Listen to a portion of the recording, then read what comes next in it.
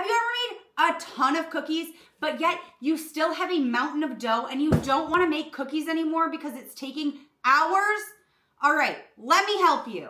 Here are two options to make cookie dough ahead of time or freezing half of the dough so you don't have to make 6.5 dozen cookies all at once, because yes, this recipe makes 6.5 dozen cookies and they are so good. Option one is my preferred method for doing this. I take the cookie sheet that I was just baking my cookies on and I drop my dough onto my cookie sheet. That way, when I'm ready to bake my cookies, I just have to spread them out and pop them in the oven. Now, what I will do with this is I will freeze them just like this. When they are completely frozen, I will place them into a Ziploc bag. Shove them back in the freezer, and you can make one cookie at a time this way.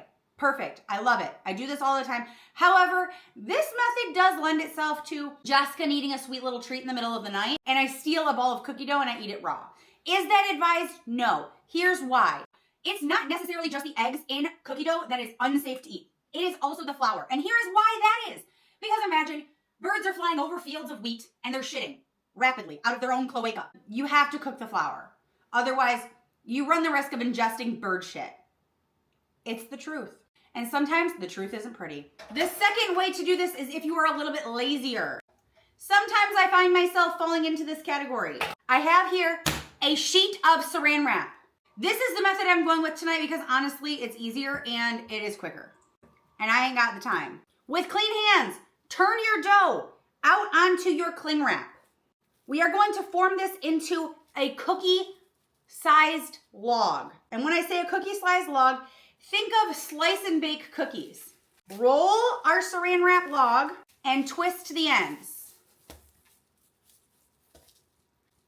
This can now go into your freezer just like this. And when you are ready to bake cookies, all you have to do is slice them into cookie shapes. They won't bake as pretty. I will tell you that now. But if you're in a pinch and you just really want chocolate chip cookies, this is the method to go with. You can't beat it. Follow along for more aggressive tutorials.